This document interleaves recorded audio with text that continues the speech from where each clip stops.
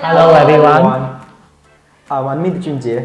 This is Jamie. I'm Chris Tan, And we are the Mathematics Department. And this is Humans of Indigo. I will do first. The first question is, how do you tell whether student understands a lesson?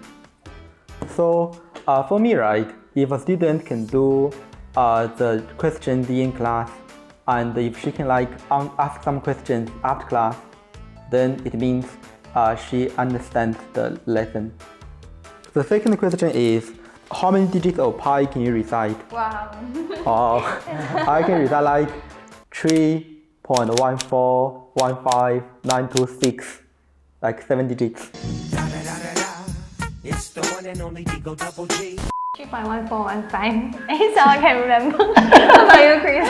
I think 3.1415 that's about it. Okay, you introduce again.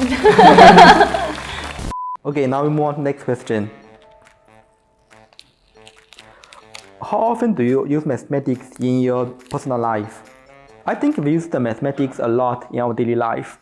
Like, we all have the housing loans, how much we pay every month. And when we go to the restaurant, how much we pay for the GST and service fees. Okay. And I remember in the newspaper last week, they have like, do you want to exchange one 9-inch pizza for two 5-inch pizzas? Do you want to exchange it? Well, I think can, why not? Because for the 9-inch, we should compare the area. 9 squared 81. Oh, the pizza question. Remember? Oh, the pizza question. Facebook. Oh, I see. Yeah, that's how we use the mathematics in our daily life. Yeah, so we can outsmart the waiter jihad. Okay. Okay, the last one. How do you inspire your students? Okay, I will say, if you work hard in the tuition, then you get better grades, then maybe you will feel like you're more accomplished. Yeah. How do you guys do it? Inspire us. I will share my success stories of like my before and after students' result. Like I will say an example of an F9 student, and then in the end they got like an A1. So I say, oh, you really can do it if you work hard. For me, I just make sure that I teach well in class so that they find that learning math is easy.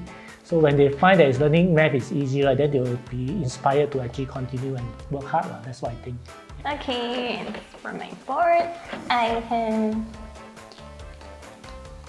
What accomplishments fill you with pride so far this year? Okay, so I'm actually the head of mathematics department for lower secondary math. So I teach mainly the lower secondary students. So I guess the biggest accomplishment is able to foster a good relationship with them.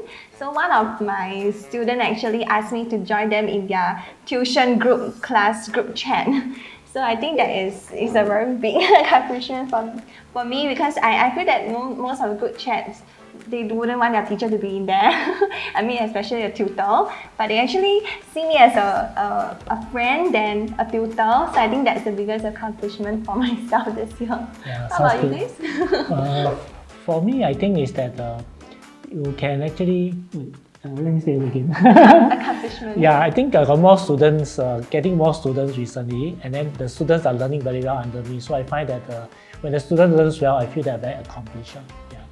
Jay, what Okay, makes you? for me, right, all my IP students, they get like grade A in their mid exams. Yeah. Next one is, what would the student be surprised to find out about you?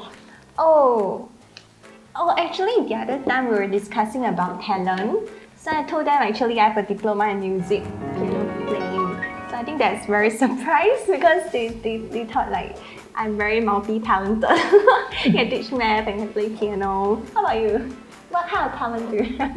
Oh, actually, I play Dota 2.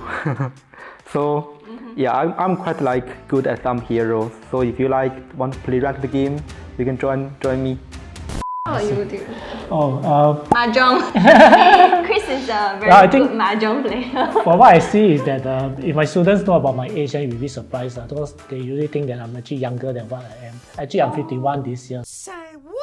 So maybe that is a surprise to a Oh, lot of that's people. true. My students think that we are the same age. Like I'm a uni grad. Actually, I'm 30 something. And I'm a mom of one. Ah, that's surprising. Yeah, that's quite surprising. Okay, second last question. What is your favorite number? I think that would be 9. This is my birth month. What about you guys? For me, 100.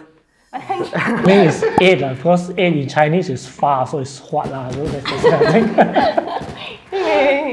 And the last one. What advice would you give to someone who is struggling with mathematics? Wow, I think that's a very important question that most parents would ask me and most students want to know.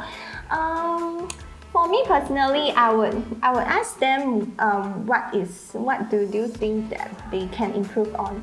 So struggling in mathematics in general could be the mathematics foundation. So across all levels, so let's say you are having problems with your numeracy. For example, you do not know why it's -2, -2. And then because of such foundations, it will make you be not able to solve other questions, and as you advance to A math and GC for Chris who's teaching the upper level. Yeah. So I think mathematics foundations, a lack of it will make you struggle. So maybe if the student struggles with mathematics, maybe they should work on their foundations. Start with the easier questions and then slowly advance to the intermediate and then the advanced questions. So in general, practice is the key. How about you guys? I think it's not about practice like too many new questions. They should learn from their mistakes. So like regularly revise or look through the worksheets they did, the corrections they made, and learn from their mistakes. Yeah. I think for me, what I think is that the first thing is not to give up. Once you give up, right, then that's the end of the story. But we don't give up and you keep asking questions, and then you find out exactly why your problems are. You can ask maybe your teachers, or you can ask us to find out where your weaknesses are, and that will definitely help. And once you know where your problem is, you can work on them, and then you will definitely improve. All right, do you have a favorite student? Come to think about favorite student. I think everybody have a favorite teacher and favorite student. I will not mention the name, that's actually for me, I have a student who is actually very hardworking, and she's always ahead of the class. So whenever I start teaching something, right, he already has some idea what the things are about. So he actually interact and ask questions, very intelligent questions. And so when actually doing the work in class, right, he's also very on task. And he will always be asking questions when in doubt. So in that, I'm very impressed by his motivation in work. Yeah, so I think he's my favorite student. How about you? All my students are my favorite. Okay. Only students who interact with me in class, because I'm a very active teacher, so I will ask them questions about how's school and how's everybody coping with math. So if they are keen to interact with me, then that would be my favorite student. How about you? Okay, for me, right, I have one student from NYJH many years ago. Like her writing like very clean, very neat. So like when she like plotted the sign graph, right, after it's scanned, we can't tell if it's like hand plotted or computer plotted. Wow. Yeah. Okay, let's see the next question then. Do irrational numbers have a real purpose? Well, I think first you have to know what is irrational numbers first. Like for example, square root 2 is an irrational number. Pi is an irrational number. E is an irrational number. So for me, I think pi is used in calculation of the area of a circle. So I think there will be some purpose in that. And we do that quite often when we do mathematics. Yeah, and for the number E, it's related to the like interest. Like in the university, you shall learn like if you compound the money like every second, every millisecond, the number E will appear. Yeah, continuous compounding effect, right? Okay, let's see the next one. Do you have any routine before starting a lesson? Okay, for me, I don't honestly do it all the time, but I have this habit of once a while to ask the students and tell them what they have learned, and then probably ask them 1 or 2 questions and see whether they have learned what they were supposed to learn last week. So naturally, by doing that, they will have an idea of what they're going to learn today, because there's a continuity there. Yeah. I'll ask like what have they learned for the past week? What is that teacher doing? What topic is the teacher doing? And then whether they are coping well in school. I think their well-being is very important to me. Yeah, for me, right, I usually like have a short revision on what we learned last week. So I write down all the important formulas on the right half of the board. So in the lesson, right, if they like want to know some formula, you can look at the board directly. The formula is there, yes. Okay, Ken, you see the next one? Do you have any hidden talents? Oh, okay, I think just now we did discuss something on that already. Yeah.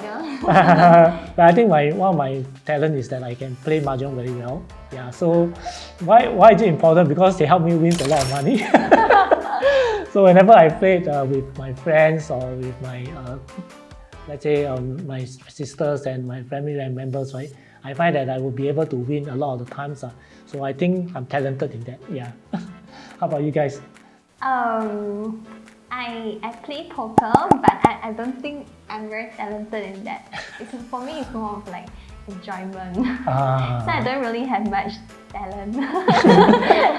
How about you? I can play some like badminton. Yeah. Very well, or national team? Quite well.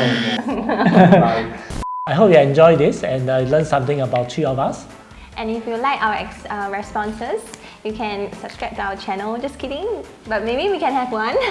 And you can subscribe to our channel. Okay, that's all. Bye bye. Thank you. Bye bye.